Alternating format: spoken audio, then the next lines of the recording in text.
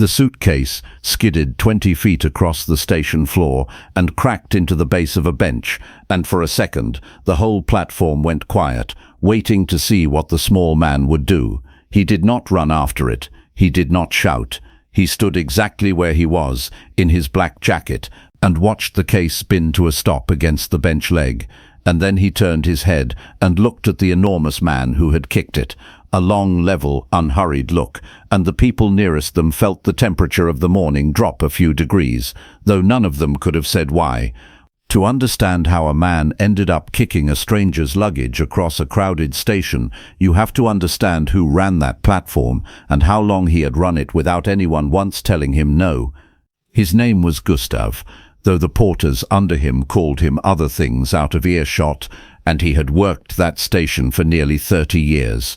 He was well over 6 feet and built like something you'd tie a barge to, with forearms thickened by 3 decades of hauling other people's trunks. He had come up poor and been looked down on his whole young life for the work he did, carrying the bags of people who did not see him as a person, and instead of making him gentle, it had made him hard, had taught him that the only respect he'd ever get was the kind he took by force, from people smaller or more frightened than himself. He had started as an honest porter and become a self-appointed king of the concourse, a man who decided by his own private rules, who moved fast enough and who stood in the wrong place, and who needed reminding whose platform this was. He shoved slow travelers. He barked at foreigners. He had a genius for the small humiliation, the shove disguised as a hurry, the bag accidentally knocked from a hand, and he had done it for so long, to so many people too tired, or too foreign, or too frightened to complain, that he had come to believe the platform was genuinely his, and everyone on it there by his permission. Stay with this, because a man like that does not pick his targets at random. He picks the ones he is sure will fold, and that morning, for once, his instinct failed him completely. It was a busy weekday morning, the great vaulted station full of the noise of 100 departures, and the small man in the black jacket had come in off a train with a single suitcase and set it down for a moment near a bench, while he checked the board for his connection. That was all.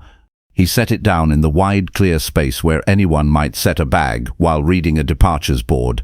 But Gustav had been watching him from the moment he stepped off the train, a small foreigner, calm, well-dressed, self-contained, exactly the kind of person Gustav most disliked, because such people did not seem to need him or fear him.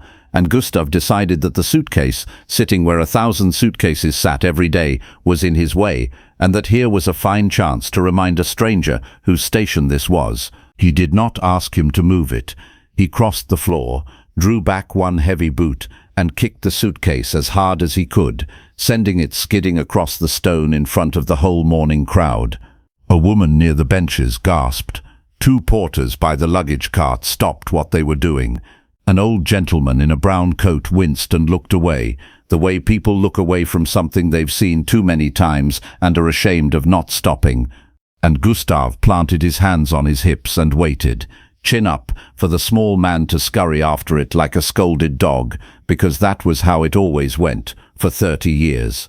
The small man did not scurry, and that was the first thing that went wrong for Gustav, because the entire performance depended on the scurry. Instead, the small man simply looked at him, and then he spoke, and his voice was quiet and even, and carried further than a shout would have, because the crowd had gone silent to listen. "That's my suitcase," he said. "You kicked it. Please bring it back and set it down where it was."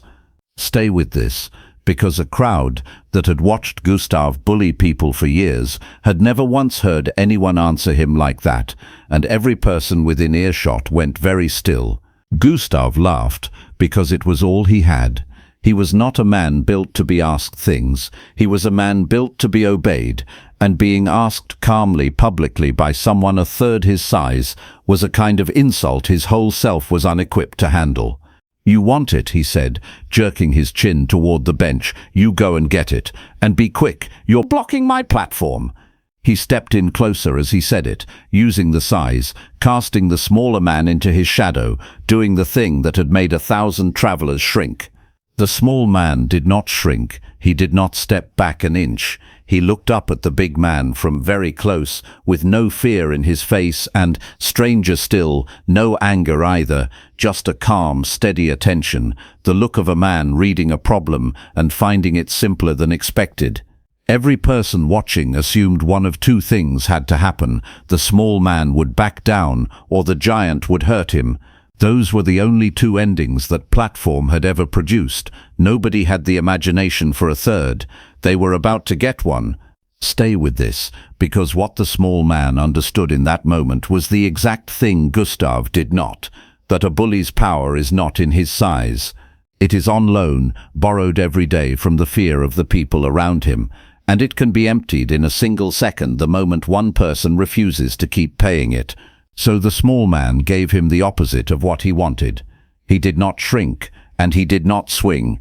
He asked again, evenly, for his suitcase, and every second that passed without the small man cowering made the giant look not more menacing but more ridiculous, a huge man huffing over a calm one who simply would not be moved. "I asked you politely," the small man said, a third time, twice. A man your size kicking a stranger's belongings to feel large in front of people who work for you. Bring it back.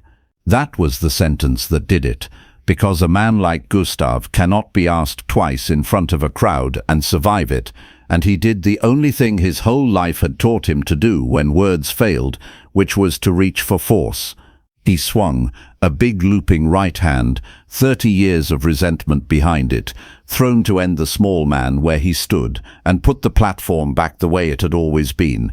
Here is the part worth staying for, because it was over in under 2 seconds, and most of the crowd could not reconstruct it afterward. The small man had read the punch before it left the giant's shoulder. A man that size, that angry, telegraphs everything, and he was already inside it, past the arc, into the one place where a heavy swing has no power. He did not throw a punch of his own. He caught the driving wrist with one hand, turned it with the ease of a man closing a door, and let Gustav's own enormous momentum carry him around and down, guiding 300 pounds off its own balance, so that the giant went to the stone floor of his own platform, not struck, not hurt, simply folded down by his own committed weight, with the small man's hand still light on his wrist, controlling the whole descent, so that nothing broke but the thing that had never been tested in 30 years. A second swing never came, because the small man had a knee against the big man's shoulder, and the wrist bent just enough that Gustav understood, in his body, with total clarity, that he had never once in his life been in real danger until right now, and that the small man was choosing, second by second, not to use it. Then the small man let go, and stood, and stepped back, and let Gustav get up on his own. He had not thrown a single strike, he said quietly, into the enormous silence. "Now bring me my suitcase."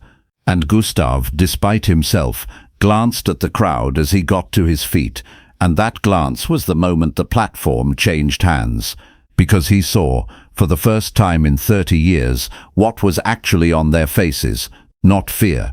He had always read it as fear, and fed on it. But with the spell broken by one man who would not play, what Gustav saw in the ring of watching faces was something he had never let himself see: distaste, tiredness. The faces of people who had endured him for years and were, right now, watching a small stranger do the thing none of them had ever dared, and quietly, fiercely, hoping he kept doing it. The porters under him were watching too. Everyone was watching. And the small man had made certain, without a single blow, that what they were all watching was not a dangerous foreigner, but a 30-year bully, finally standing in the light. Something went out of Gustav then. It is a specific thing, and the crowd saw it happen. The moment a man who has run on intimidation realizes the intimidation has stopped working, and there is underneath it nothing else holding him up. His hands came off his hips, his chin came down. He had built his whole self on a platform full of frightened people, and the small man had quietly emptied the room of fear while asking for a suitcase, and now Gustav was just a large aging porter who had kicked a stranger's bag across the floor in front of everyone for no reason at all, and looked it. He went and got the suitcase.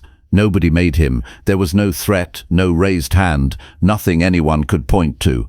He simply walked the 20 feet to the bench in a silence so complete you could hear his boots on the stone, and he picked up the case, and he carried it back, and he set it down, a little clumsily, not quite meeting the small man's eyes, in more or less the spot it had come from.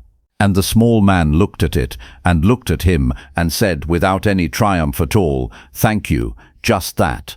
And it was the thank you that finished it, because it was genuine, and it treated Gustav, at the end, as a man who had done a decent thing, rather than a beaten one, which was somehow more than Gustav could bear, and exactly more than he deserved. It was only after, as the small man picked up his case to go find his connection, that a young porter near the luggage cart, who had been staring the whole time, finally placed the face he'd been half recognizing. "That's," he started, and stopped, and said it lower to the man beside him. "That's Bruce Lee, the one from the films. That's actually him."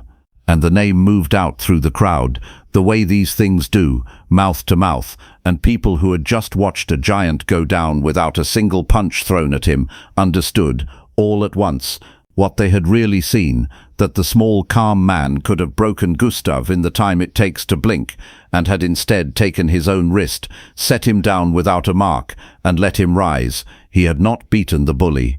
He had done the thing the crowd found harder to look away from. He had spared him in front of everyone, and made the sparing the most humiliating thing of all. Gustav heard the name too. He was standing a few feet off, and he heard the whisper reach him, and the crowd watched him understand what he had picked a fight with, and watched the last of the color go out of his bluster.